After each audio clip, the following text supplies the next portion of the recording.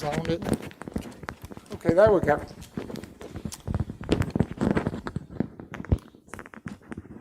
I'll get hooked up here.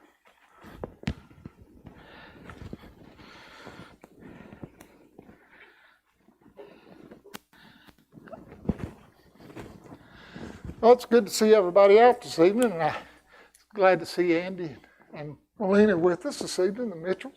Glad they're visiting. It's been a long time since I've seen them, so we're glad you're here and glad that everybody's here. I hope you can participate in our class this evening. For the ones who have been here, you realize that we've been studying in this book about the early church.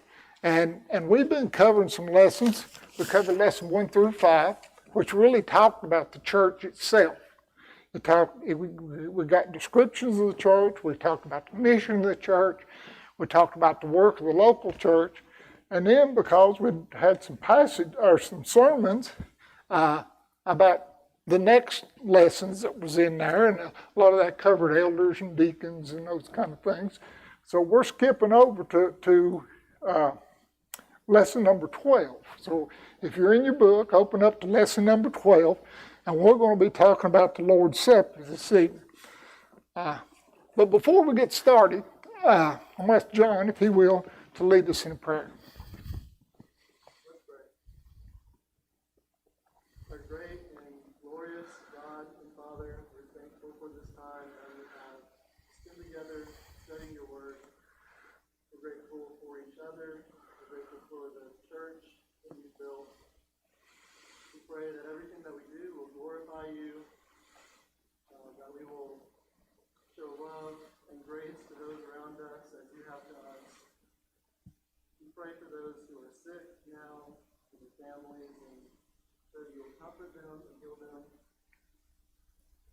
Thank you most of all for Jesus and him humbling himself to come here to earth to be our perfect sacrifice. We're so thankful for him. We pray that we will honor him in our lives. We pray all of this in Jesus' name. Amen. Thank you, John. I appreciate that prayer. And as he said, mentioned in his prayer that we were so grateful for Jesus and how that he came and gave himself for us. And really that's what the topic this evening is about the Lord's Supper and that remembrance, or that observance that we would have, remembering Christ, remembering what that he did for us.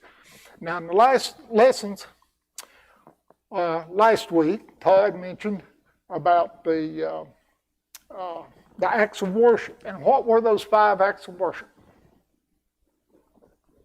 Remember? Anybody? Prayer. Prayer's one. Singing. Okay. Any others? Giving. Okay. Huh? The Lord's Supper. And then, of course, preaching, teaching. And those were the 5 acts of worship that we talked about. And if you were thinking about that, and sometimes we hear people say, well, at least I got to take the Lord's Supper. I was able to worship, and at least I got to take the Lord's Supper. Do you think that they would observe the Lord's Supper or look at the Lord's Supper as more important than the other acts of giving? What do you think? If they said that. Well, yeah, I've thought that too. And then after I thought about that some, I said, well, maybe it's just the fact that the Lord's Supper is so significant. And it really is. You think about the Lord's Supper and what we're remembering, that's the basis to our faith. The basis is, Jesus Christ being the Son of God, and then us remembering those things that he did for us, and remembering his death and his burial and his resurrection. So, saying that, I question that. I really don't believe that those one act of worship is more significant than the other, but sometimes we'll hear people say that. But this worship, what do we say the definition of worship was? We talked about that. If we're going to define worship, what? Showing reverence, okay, reverence to God. Huh? Praising God. Sure, and the definition I found in the dictionary was exactly those things. It said, showing reverence and adoration to God. That's basically our worship. And the Lord's Supper is doing that very thing, showing a reverence and adoration to God for the things that Jesus did. And really, to help us understand that more, what I'm going to try to do this evening is take a little bit different approach. I guess you see that I put some stuff up over here. And I think that Jesus, in his teaching and the way he went about teaching things, is very significant. It shows the wisdom of God. And I don't think that it was just by chance that Jesus instituted the Lord's Supper as they were taken to the Passover. I think there's some things that link that. And I've tried to make a list here. And if you look in the book there, our author has made some of those very same observations. But let's go back to Exodus 12. Somebody tell me here in Exodus 12, just summarize what's going on here. They're getting ready for this Passover, and what's happened?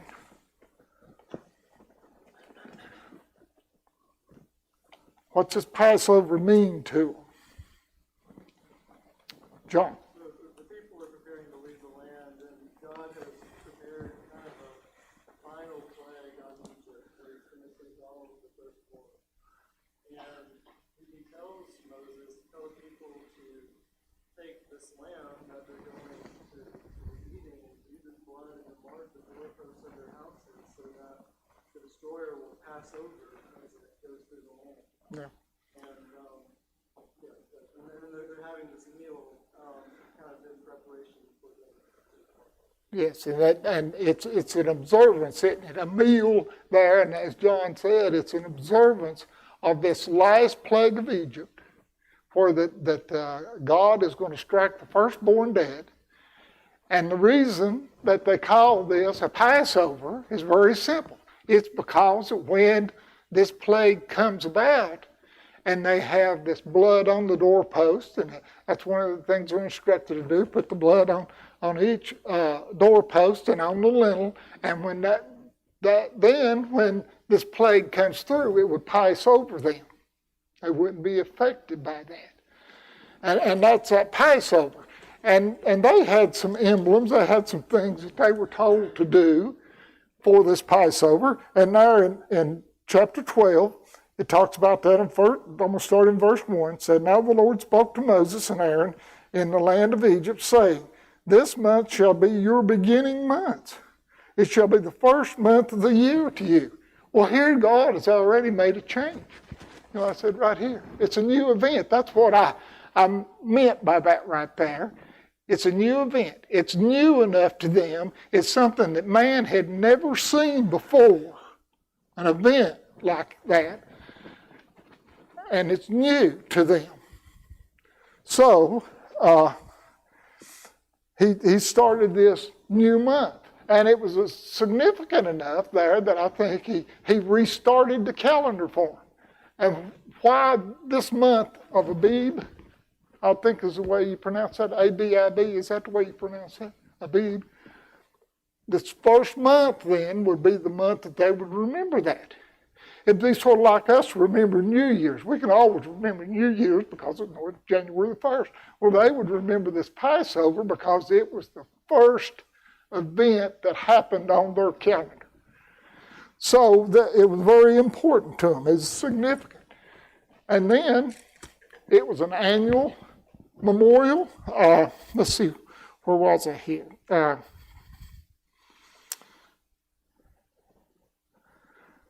It was an annual memorial to them. They were told to do that every year. So that we need to sort of keep that in mind. And also, it went along with this Feast of Unleavened Bread.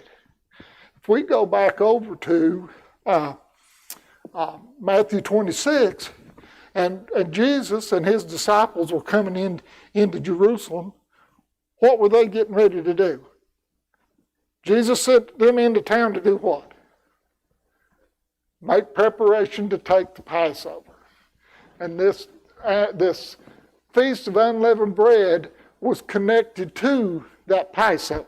And I believe it was like a week prior to that they were to not take any leavened bread, not eat any of that before they took this Passover. And that's what they were doing. They were getting ready to go in there and preparing for that Passover.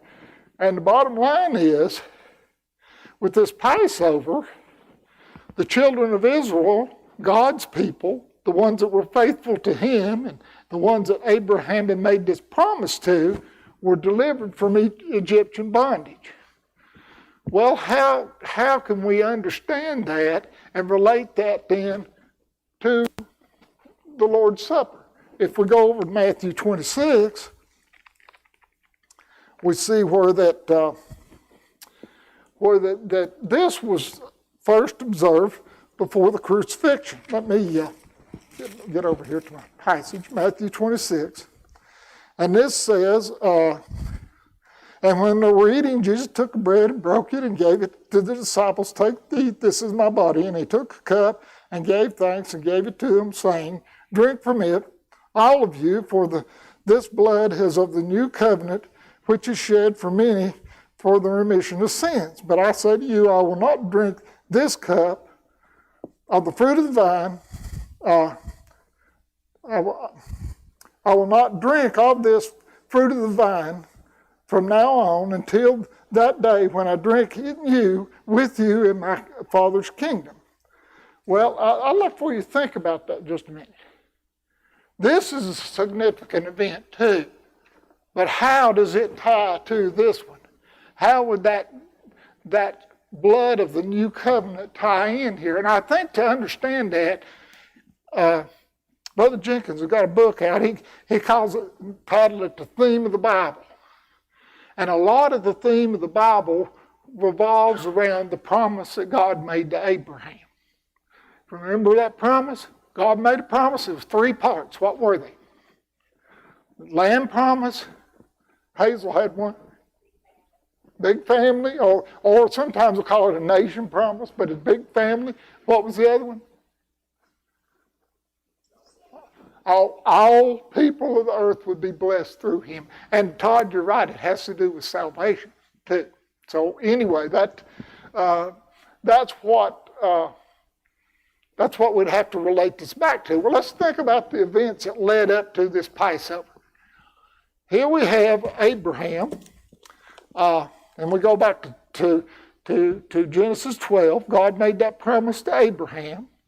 And then we know that his son Isaac was that son of promise. We know then that he had a son. His name was Jacob, and Jacob had 12 children, and they became these 12 tribes of Israel. And the story goes that some of the brothers didn't like one of the younger brothers, Joseph, so they sold him to a caravan that was going down into Egypt. Joseph found himself down there, but because of his faithfulness to God and his willingness to do God's will and remember who he was and remember those commandments, Joseph found favor in the sight of Pharaoh. He was able to interpret some dreams. He found favor in the sight of Pharaoh. He became the second in command there in Egypt. So then, because of a famine, all the family got down there. So they were there. This Pharaoh and that was in charge then, and Joseph both died, and another Pharaoh came into power. So what happens? They end up in bondage, right? In this Egyptian bondage here that we're talking about. So, on this event, I think what we need to remember is this promise that God made to Abraham. When these people were released by the Egyptians, where was Moses going to take them? To the promised land. So here we have this nation of people, and I heard an estimate that there may have been as many as 1 million people, and they were going to be taken to the promised land. Well, you know what? If we had a timeline up there, we could just about put us a mark right there.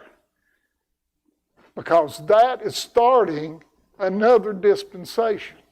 It's starting this dispensation where that the patriarchs, Abraham, Isaac, Jacob, those individuals that were back in the earlier New Testament, and now it starts that this is God's people, and they're going to be taken out of Egypt, and they're going to be taken to that promised land. So there, the first two promises are fulfilled. Okay, let's come up back over and let's look at this one. Jesus took that very same observance, that Passover feast, and he took the emblems from that, and what did he teach them? He taught them about his sacrifice that he was going to make. And what does it say that does it call that cup that he gave them?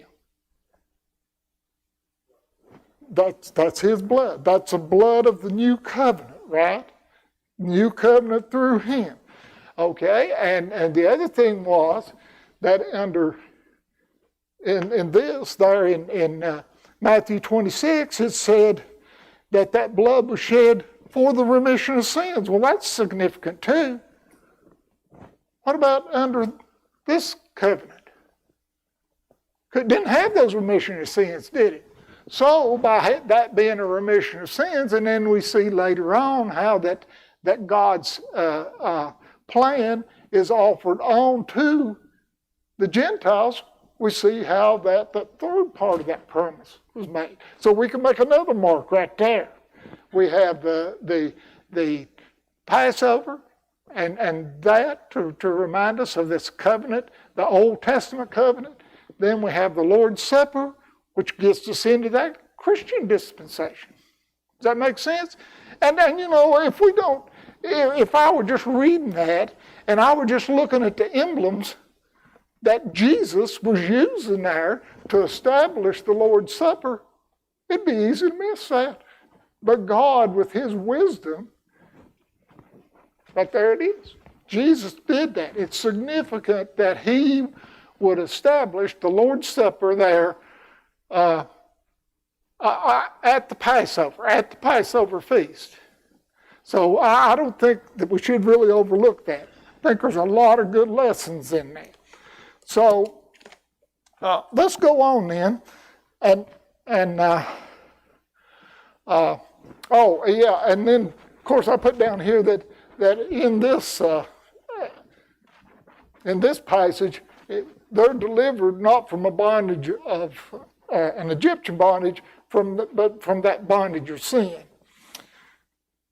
And that really is because there in verse 26 or 28 of Matthew 26, it says this: For this is my blood of the new covenant, which is shed for many for the remission of sins. That's a significant change in that. So let's go on then, and let's look at some of these other things. Let's look at the significance of the unleavened bread. Jesus used this unleavened bread that was there, that they were using in the Passover feast. What was the purpose of the unleavened bread in the Passover feast? What did it remind them of? Leo. Okay, that's right. It was there, and they. Let's see. Let's go back to Exodus 12 and look at that just a minute. Go back to Exodus 12, and Leo, you're right. It was a sign that they were going to be delivered out, and they needed to be ready to go. And here in Exodus 12, it tells them how they were to prepare for this Passover there, starting in verse 6. And he told them on the 10th day of the month that they were to take this lamb, and then they were to keep it till the 14th day of the month, and then they were to slay this lamb as an offering, and that's where they would get the blood to go on the doorpost and on the lintels. And in verse 17 it says, "You shall eat it with a belt on your waist, your sandals on your feet, your staff in your hand, and you shall eat it in haste. It is the Lord's Passover." And that's exactly what Leo was talking about here. They needed to be ready. Okay, now let's relate that then. Oh, and then he goes on there and down in verse 13, and he talks about that, and talks about that blood being a sign on the doorpost. And the last part of that verse, he says, "And when I see the blood, I will pass over you." And then verse 14, "And this day you shall be a memorial, and you shall keep it as a feast to the Lord throughout your generations, and you shall keep it as a feast by an everlasting ordinance." So they were to keep that feast. They were to remember that. Now, I want to go over here, and let's look at verse 34. Well, let's see. I guess I'll start back here in verse 33, because what it's talking about here is the people there in Egypt. They, when they saw all that was going on, they were so afraid. They said, "We're going to be killed. Just take what you want and leave. We'll just be glad to get out of here with our lives." So that's what he's saying. "And the Egyptians ordered the people that they might send them out of the land in haste, for they said, we shall all be dead. For the people took their dough before it was leavened, having their kneading bowl bound up in their clothes on their shoulder, and now the children of Israel had done according to the words of Moses." So, what's the significance here? They had this unleavened bread. They were told to eat that unleavened bread, not to even have the leaven in their house. What's the significance of that?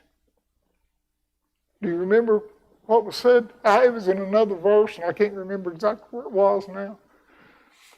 But basically, they were told, you're not going to have time to allow your bread to raise. When it's time for this to happen, it's time to go. It's time to obey God.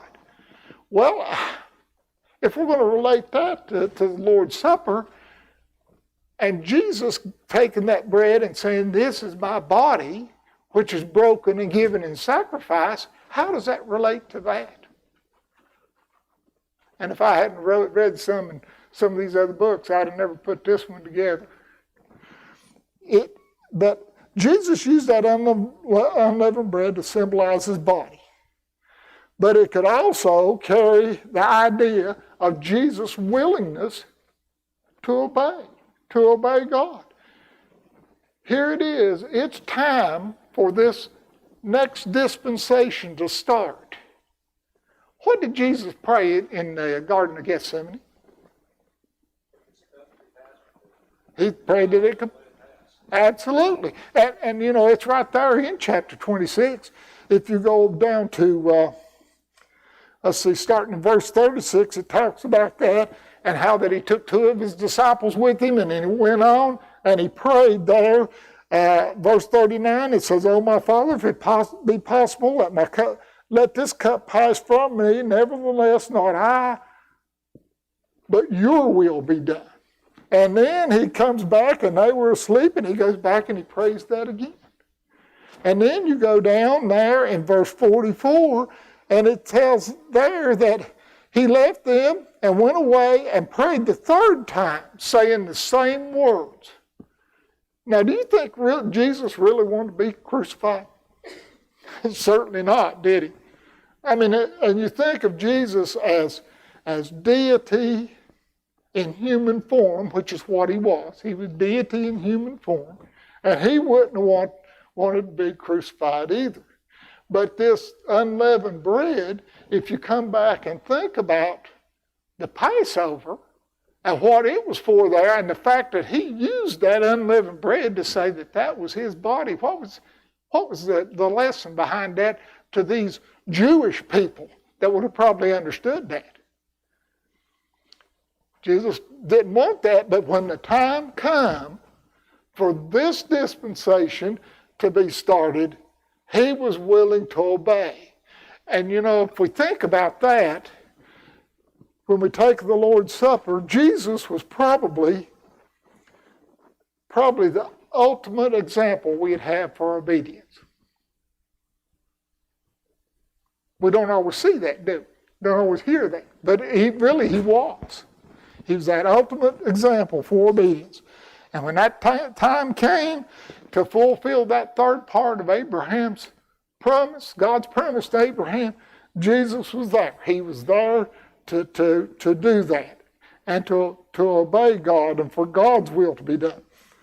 So Jesus took the bread and said, "This is my body," and that is a metaphor. Now, I know that there's some religious organizations that they'll use this term they call transubstantiation. Have you ever heard of transubstantiation? Okay, from what I understand, that is where they believe that you take the bread, and I think they use wine, but the bread and the fruit of the vine, they're wine. And when they bless that, and I can't remember the word sanctified or whatever word they use for that. You remember what word they use? But I can't remember exactly. But when they do that, it literally becomes the body of Christ and his blood. Now the appearance of it doesn't change, but they believe that it becomes that. So then that makes a different situation. But what does this passage say it is? It's a metaphor, isn't it? And just like Jesus, when he was using those I am statements over in John, he says, "I am the door." Well, did that mean Jesus was really the door? It was a metaphor. It was to get them to see that he was the door, that he would be the entrance. He would be the way to get into the sheepfold, into God's fold. And it was through him that could be accomplished. But it's a metaphor. So there we have some of the significance of this bread. This bread represented his body that was broken. Now I have another question here. The reason I'm asking this is because I got caught on this one time about years ago, a young Christian, and they were. I had a friend of mine, and he said, I really thought he was an atheist. But I come in, he sat there reading his Bible, and I said, "Well, I'm glad to see you reading that." And he said, "I'm really not reading it, I'm just looking for the contradictions in there." I said, "Well, okay." But some people look at this, and they'll say, Jesus, when he was on the cross, they wanted to get him off before the Passover started, right? Or before the Sabbath. They were wanting to get him off of that cross. So what did they do to hasten the crucifixion? They come through, they were going to break her legs, right? So they came by and Jesus was dead, so they didn't break his legs. But see, that fulfilled a prophecy. Jesus didn't come to do away with all of this law and just abolish it. He came to fulfill it. All of those prophecies were fulfilled right there in his crucifixion. So the point that I want to get here is if Jesus' legs were not broken, and there in 1 Corinthians 11, the Apostle Paul talked about the Lord's Supper. And Jesus said, "This is my body, which was broken." How do we answer that? If his legs weren't broken, the others were, how do we answer that? Todd? The beating that he underwent. Okay. Yeah. You're talking about the flogging. Yes, people actually died from floggings, didn't they? Before they were even able to be crucified. John, do you have a point? Yeah. Yeah. And you know that I did hear somebody say, well, Jesus' side was pierced. Well, didn't that break the skin? Well, I guess that could be part of it too. But I think the point that you're making there is exactly what we should realize. Yes, Jesus' body was broken. He suffered through all of that. And it was broken for us. So, that I think is really the significance of the unleavened bread. How that it was broken for them, the applications that we can think of here, how that unleavened bread was used in that Passover, carried over to the Lord's Supper, and we can see those lessons that are there for us. So now, let's look at the significance of the cup. Brother Jenkins, in his book, The Theme of the Bible, and I just happened to have one. Dottie, when she was at school at Florida College, he must use that as one of his textbooks or something. But I found one at home in the bookcase there and was able to look at it. And Andy, I'll get to you in just a minute, okay? But he said in that, many fail to understand the emphasis which the New Testament places on the blood of Christ simply because they don't understand the roles of the blood, that blood throughout the Bible. So we're going to explore that just a little. Andy, did you have something?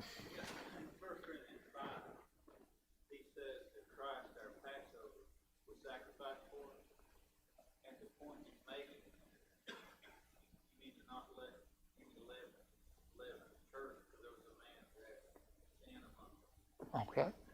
In that scenario, leavening influence would be the influence of sin. Okay. Since Jesus is our Passover, that motivates us to live in a way that honors Him and doesn't dishonor His death by allowing the sin to spread throughout the church. Okay. And that example he was using there, he used that example as leaven. It's allowing that sin to spread. Right? Okay, good point. Anything else? Anybody? Okay. Let's go ahead then and let's look at this significance of the blood throughout the Bible. So I'm going to ask you here, well, let me say this first. The Hebrew word for blood is used 360 times in the Old Testament. And it falls basically into two categories. Those categories was blood shed through violence, through war, through havoc or murder. And the other way, and I think you could probably guess this one, very easy, it was used as those sacrifices and a way that they could improve their relationship with God or have an atonement with God. So my question here is, let's think, how far back in the Old Testament do you think that we could look and actually see where that blood was used in that fashion? As a sacrifice, as a way to present yourself to God, to present, or to better your relationship with God. And I need to put it that way because of the example he used. Cody. Well, I've heard two different things here. I've heard Genesis 2, because something had to die to become the clothing that Adam and Eve had. Okay. But Abel, for sure. Yeah. And that's exactly right. And see, I'm glad you knew that because I would have never known that if I hadn't read this book. And what Cody was talking about is there in Genesis 2 when Adam and Eve had sinned. You remember what happened? They realized they were naked. So they tried to hide themselves. And when God came looking for them, what did they do? They covered themselves with what? With leaves. You know, there's something to cover themselves. Well, what did God do for them to be able to better that relationship or better that dress for them to be able to stand there before him. What did he do? He took some animal skins, right? And he made clothes for them. Well, Brother Jenkins says you could just about imply that if he used those animal skins, that those animals had to be killed. So blood was involved in that as well. And he even mentioned it about the covenant that or the agreement that God had with Abraham and those promises. What was the symbol or the sign for that agreement? What did Abraham do for that? He was circumcised, right? And doesn't that carry with it that there would be some blood there? Probably not a whole lot, but some blood. So this idea of blood being in that relationship with God carries all the way back through the Bible. It's not just starting here with Christ. But in that Passover, the blood from the Passover feast was put on the door so that they would be passed over. And then there in Matthew 26, it says that the blood was the blood of the new covenant. It was a better covenant. And Hebrews tells us about that better covenant. Who'd like to read Hebrews 10, 1 through 9 for me? Anybody? Okay, John.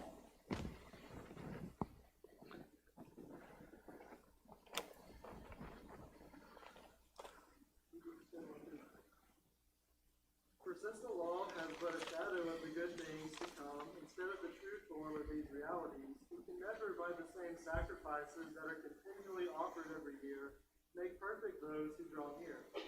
Otherwise, would they not have ceased to be offered, since the worshippers, having once been cleansed, would no longer have any consciousness of sin? But in these sacrifices, there is a reminder of sins every year. For it is impossible for the blood of bulls and goats to take away sin.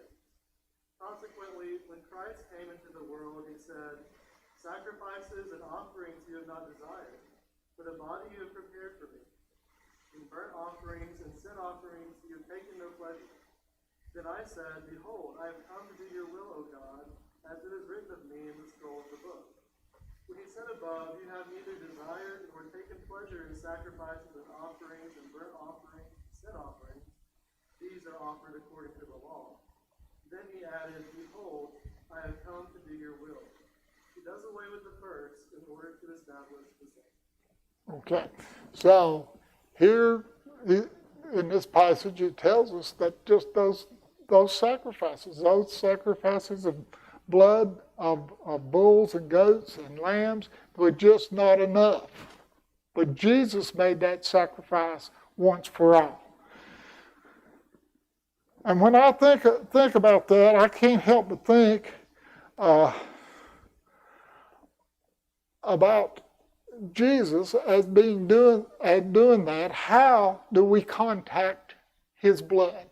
And this is something that really relates to the communion, at least in a way.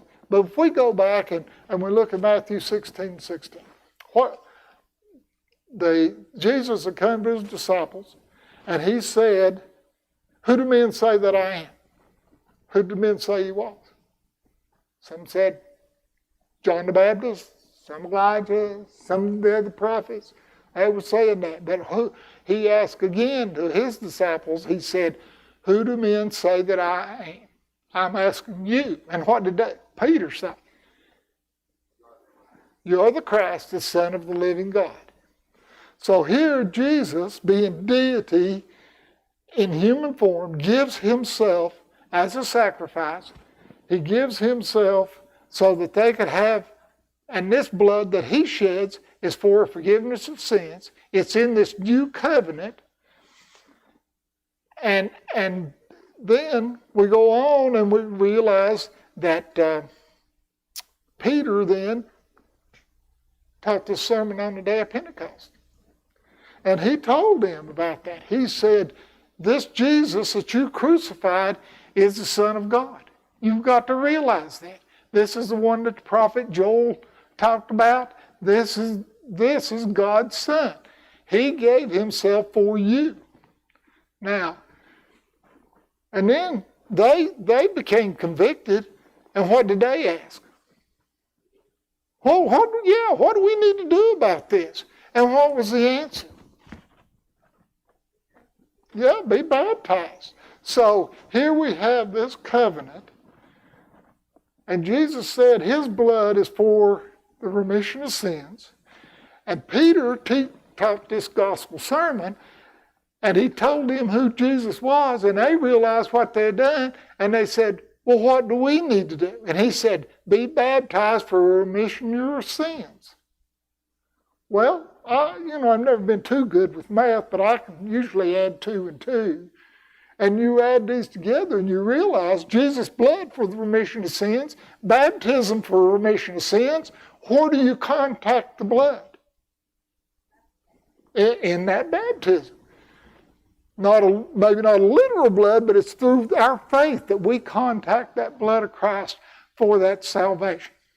And there again, that's one of the things that goes along with the Lord's Supper, as we remember the sacrifice that he made and be thankful for the salvation that we have. And I'm about to run out of time, so I'm going to skip over some of the things. Very quickly, let me just say this. The cup here, and there's some people that look at that, and I think the King James Version talks about the cup, and it says, drink ye all of it. So the all, they're saying, everybody drink of the cup. And that's where people will use this and say, well, we all ought to drink of the one cup. But what really is the cup? What's the cup that he's referring to here? The fruit of the vine. And it's very obvious there in our passage there in Matthew 26 where he talks about that. This is the cup which represents his blood, the fruit of the vine which represents his blood. And when it talks about dividing that, and really Luke 20 helps me with that more than any, because it says that it talks about that cup and how they took of that cup, that one cup. Well, if it was the vessel itself, if all of them took of it and they divided it, what would they have to do? They'd have to break that cup up, chip it up, pass it around. So it just makes sense that fruit of the vine is that cup that we're talking about in the Lord's Supper. But let's talk just a little bit about the purpose. And I want to get this in because there's one thing I want to talk to you about here. But Paul, there in 1 Corinthians, he shamed those Corinthians because they were taken of the fruit of the vine unworthy. And we have a passage that tells us we need to examine ourselves, we need to make sure to take of it in a worthy manner. Well, this is a good example to tell us what that worthy manner was. And in that, the purpose of that was, if you look at verse 24, it was a memorial. He said it's to remember me. And then in verse 26, he says it's a proclamation of the Lord's death. How can our taking of that Lord's Supper be a proclamation of the Lord's death? Well, isn't it true that as we take of it together, and I'm taking of it here with the rest of the people here, they say, well, he's proclaiming the Lord's death because that's the reason we're taking of it. That's the reason we're taking of it together. Have somebody come in and visit them, they see us take that, and we're proclaiming the Lord's death, and it'll be done to when? Till he comes. And there we have a predictive factor in this. But it's also called a communion. And this is the one thing I'm going to take 1 minute here. I think I got 1 minute. It's called a communion. What does that word communion mean?